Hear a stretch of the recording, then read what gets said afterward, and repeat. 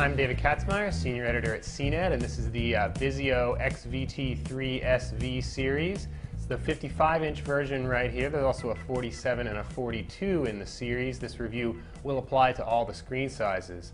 This is VIZIO's flagship 2D TV for 2010. It has oodles of features. We'll get to those in a little bit, but I first want to point out VIZIO has redesigned this TV. Got rid of that silver speaker bar found on previous models. This one is all black, including the bottom where the speakers are subtly blended in along with the rest of the black. It's also a lot thinner if you look at it from the side. It's about 3 inches deep, which isn't quite as thin as some of those other LED-based LCD TVs out there, but it's still pretty slim. This TV does use LED technology with local dimming. Again, we'll talk about that in the performance section, but feature-wise, the real thing to talk about here is the Vizio Internet Apps system. System includes the usual suspects such as Netflix, Amazon Video on Demand, Vudu. All those things can be streamed live to the TV. There's also a Rhapsody music subscription service which is exclusive to Vizio. It also includes Pandora and a host of other non-streaming apps, including a Wikipedia search. There's Facebook, eBay, and a bunch of other things you can do with this TV, including play games, etc., etc.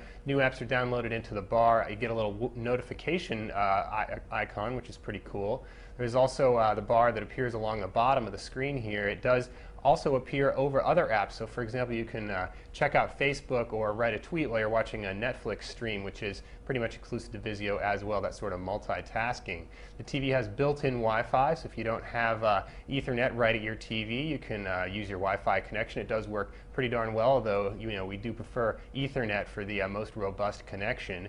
The other exclusive to this TV is the remote control that opens up here to have a full QWERTY keyboard, so you can actually type and do search terms and passwords and that sort of stuff a lot easier than you would with a typical TV that requires you to use a virtual keypad in the TV's remote control. So this remote's a real step up for this thing. The TV also has Bluetooth, so you don't have to aim the remote directly at the TV, and it also should interface with some Bluetooth devices such as headphones and some other stuff in the future. Vizio will be adding that functionality. It'll also be adding the functionality to stream from the USB and your home network, although it doesn't do that yet. Most other TVs in this league do.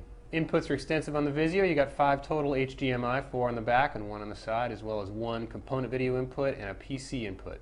In terms of other features, the picture settings on this TV are relatively sparse for a very high-end TV. It has a simple 2-point grayscale adjustment, although we found that it has plenty of adjustments for most people and oodles of picture settings. There's actually 9 different picture presets you can play around with.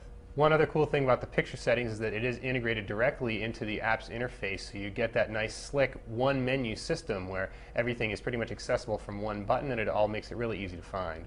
In our lab test, the Vizio performed very well. It does have nice deep black levels, again thanks to that LED with local dimming technology. It does produce a nice deep shade of black that's especially visible in dark rooms and dark scenes. It does have a little bit of blooming where the light leaks into black areas in some scenes, but that's really not that distracting and relatively rare.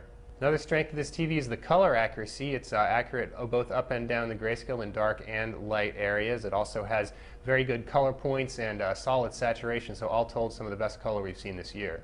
When seen from off angle, the Vizio does tend to wash out a little bit and that blooming does intensify. The Vizio's screen is also excellent for bright rooms, so if you're in a room with a lot of lights that hit the screen, the mat does a very good job of cutting that down and reducing glare. It also preserves black levels relatively well, so for bright rooms, the Vizio is a solid choice. Anyway, that's a quick look at the VIZIO XVT 3 SV series, and I'm David Katzmeyer.